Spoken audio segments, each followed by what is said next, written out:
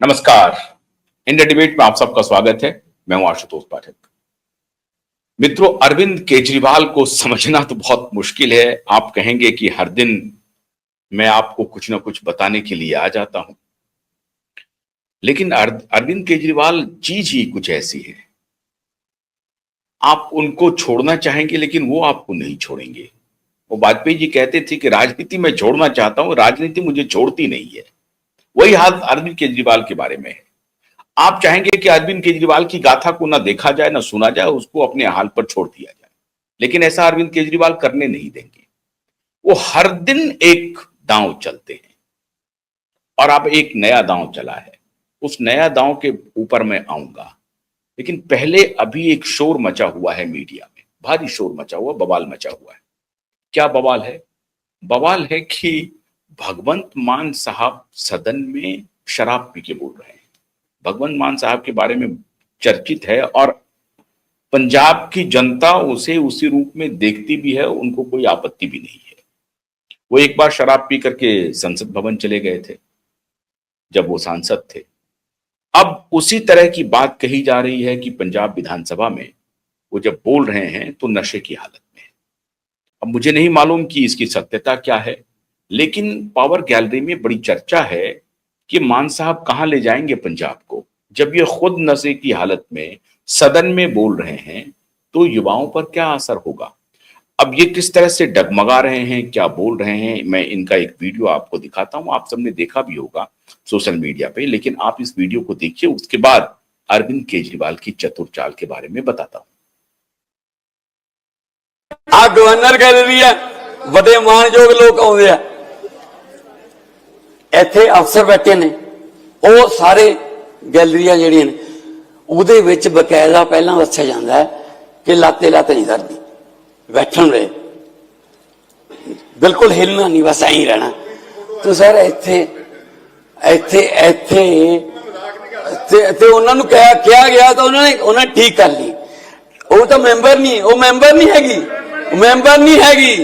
तू तो मेरी बेटी बारे भी बोली जाना, तेरा की है यार, तू रहन दे ना। तो पंजाबी पढ़ाऊंगा, मैं पंजाबी पढ़ाऊंगा। केड़ियां गल्लां बकवास करता यार, बकवास करता है बंदा यार।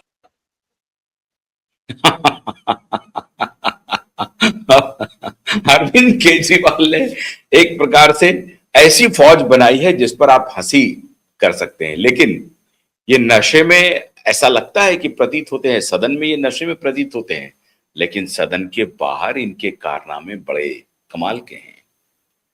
क्या कमाल के हैं? पंजाब में एक एफआईआर दर्ज हुई है और एफआईआर दर्ज हुई है, ताजा जो बागी हुए हैं अरविंद केजरीवाल जी का साथ उन्होंने ताजा ताजा छोड़ा है श्रीमान संदीप पाठक के ऊपर। संदीप पाठक बहुत ही चर्चित लेकिन बाहर में बहुत पॉपुलर चेहरे नहीं थे, लेकिन within the party Sandeep Pathak दूसरे सबसे बड़े पावरफुल नेता थे। कोई नहीं इनके इर्द गिर्द भटकता था, ना तो राघव चड्ढा, ना संजय सिंह, ना मनीष सिसोदिया। आप पक्का मान के चलिए, दूसरे सबसे पावरफुल। मतलब संदीप पाठक को बहुत इज्जत मिलती थी अरविंद केजरीवाल की तरफ से, और संदीप पाठक इज्जत पाने लायक थे भी, जहां तक पढ़ाई लिखाई का सवाल है। पॉलिटिक्स में उनका क्या व्यवहार रहा है नहीं रहा है मैं नहीं जानता, लेकिन जहां तक पढ़ाई लिखाई का सवाल है उस हिसाब से वो काफी पढ़े लिखे व्यक्ति हैं। ऑक्सफोर्ड, कैम्ब्रिज, एमआईटी, हर जगह से लौट करके दिल्ली आईआईटी में प्रोफेसर बने और वहां से सब कुछ छोड़ करके आम आदमी पार्टी ज्वाइन कर लिया। उसको इनका रिवार्ड भी मिला, ये सांसद बनाए गए। पंजाब का प्रभार था, गुजरात का प्रभार था। संगठनात्मक रूप से आम आदमी पार्टी के अंदर सबसे ताकतवर नेताओं में से एक हैं, और अगर मैं ये कहूं कि ये सेकंड इन कमान है तो कोई अतिशयोक्ति नहीं होगी। दुर्गेश पाठक के भी बारे में आप जानते होंगे, लेकिन संदीप पाठक दुर्गेश पाठक से मीलों मीलों अहेड थे और इंजीनियरिंग बैकग्राउंड के थे, तो वो अरविंद के ज्यादा नजदीक भी थे। अब संदीप पाठक के खिलाफ पहला एफआईआर हुआ है। और वो जो एफआईआर है वो नॉन बेलेबल केसेस लगे हैं इनके खिलाफ, जिसमें बेल नहीं मिल सकता। नॉन बेलेबल वारंट लेकर के पंजाब पुलिस दिल्ली पहुंच गई इनके घर के ऊपर और जगह ब जगह छापेमारी कर रही है इनको गिरफ्तार करने के लिए। अब पावर गैलरी में यह चर्चा आम हो रही है कि यह भगवंत मान ने एफआईआर करवाया है या किसी ने जाकर के कंप्लेन किया है और वो कंप्लेन नॉन बेलेबल वारंट के रूप में होगा। मतलब कॉग्निजेबल ऑफेंस जो कि नॉन बेलेबल हो, जिसमें बेल नहीं मिलता हो, ऐसी धाराएं संदीप पाठक के खिलाफ लगाई गई हैं। और अब वो नॉन बेलेबल वारंट लेकर के पंजाब पुलिस दिल्ली में घूम रही है। जहां मिल जाएंगे संदीप पाठक वहीं से गिरफ्तारी हो जाएगी। तो क्या बाकी जो 6 लोग हैं, राघव चड्ढा, स्वाति मालीवाल, अशोक मित्तल, साहनी जी, क्या इन सब के खिलाफ भी एफआईआर आने वाले दिनों में होंगे? और किसी के खिलाफ हो ना हो, क्या अशोक मित्तल को डराया जाएगा क्योंकि वो पंजाब में है, उनका पूरा एस्टेब्लिशमेंट पंजाब में है? क्या राघव चड्ढा को डराया जाएगा?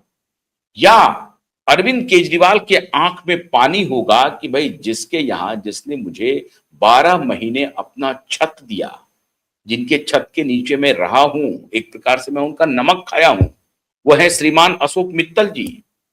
तो क्या मैं उनके साथ में नमक हरामी करूंगा? क्या अशोक मित्तल के खिलाफ कोई फ्रेश एफआईआर पंजाब में दर्ज होगी? क्योंकि वो बिजनेसमैन हैं, उनके खिलाफ भी एफआईआर हो सकता है। तो क्या ये एफआईआर खेला जाएगा? अशोक मित्तल के खिलाफ एनफोर्समेंट डायरेक्टरेट का छापा पड़ा और ये पॉलिटिकल बेशर्मी की इंतहा है, चाहे कोई करे। सवाल है कि भारतीय जनता पार्टी की सरकार है, एनडीए की सरकार है केंद्र में, आपने एनफोर्समेंट डायरेक्टरेट का छापा मार दिया। मारने के बाद तो आपको को गिरफ्तारी करनी चाहिए थी, पूछताछ करनी चाहिए थी। अब वो चला गया ठंडे बस्ते में। क्यों? क्योंकि वो भारतीय जनता पार्टी ज्वाइन कर चुके हैं। तो अब कुछ नहीं होगा। मतलब जिसकी सत्ता है, जिसके हाथ में ईडी और सीबीआई का चाबुक है, वो चाबुक चलाएगा। मतलब ये एक प्रकार से आप समझिए, और ये हर पॉलिटिकल पार्टी कर रही है। आसाम में हिमंत बिश्व शर्मा वहां कह रहे हैं कि मैं खेड़ा का पेड़ा बना दूंगा और 5 तारीख को आते ही अपने कमिश्नर मेरा लाइन ऑफ फायर पे होगा।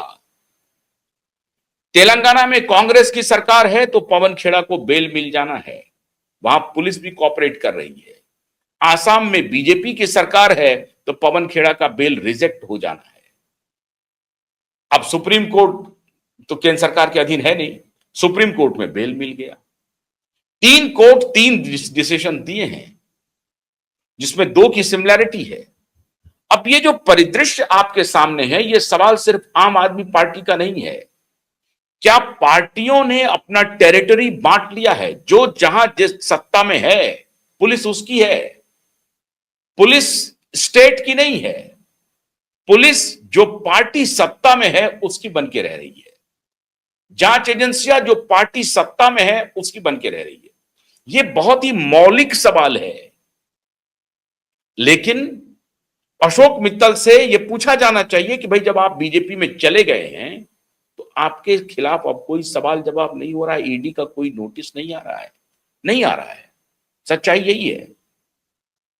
तो अब संदीप पाठक जब यही चल रहा है कि भाई हमारे पास ईडी है हम भेज देंगे, हमारे पास सीबीआई है हम भेज देंगे, तो हमारे पास भी पुलिस है।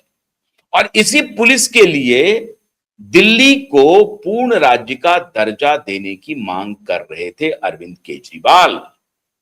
और इसीलिए अरविंद केजरीवाल की नजर थी पंजाब पर, क्योंकि पुलिस उसके अधीन हो। स्टेट पुलिस मशीनरी पूरी तरह से स्टेट गवर्नमेंट के अधीन होती है और जब पुलिस उनके अधीन होगी तो वो डंडा चला सकेंगे। जैसे जैसे ही उद्धव ठाकरे मुख्यमंत्री बने, उन्होंने फौरन से पेशतर हाईकोर्ट के द्वारा सस्पेंडेड एक पुलिस इंस्पेक्टर को, जो मौत के लिए 302 में सस्पेंड हुआ है, बहुत सारे गंभीर आरोप हैं उसके ऊपर, 16 साल के बाद उद्धव ठाकरे ने एक पुलिस इंस्पेक्टर को रीइंस्टेट कर दिया। यह ताकत है मुख्यमंत्री की, अपने पुलिस को कंट्रोल करने की। मतलब वो जो कहेगा वही कानून हो जाएगा। इस तरह की बनाना रिपब्लिक के तरफ हमारा भारत धीरे धीरे धीरे धीरे बढ़ता जा रहा है। और मैं बड़ी मजबूती से कहना चाहूंगा कि इसमें भारतीय जनता पार्टी भी अछूती नहीं है।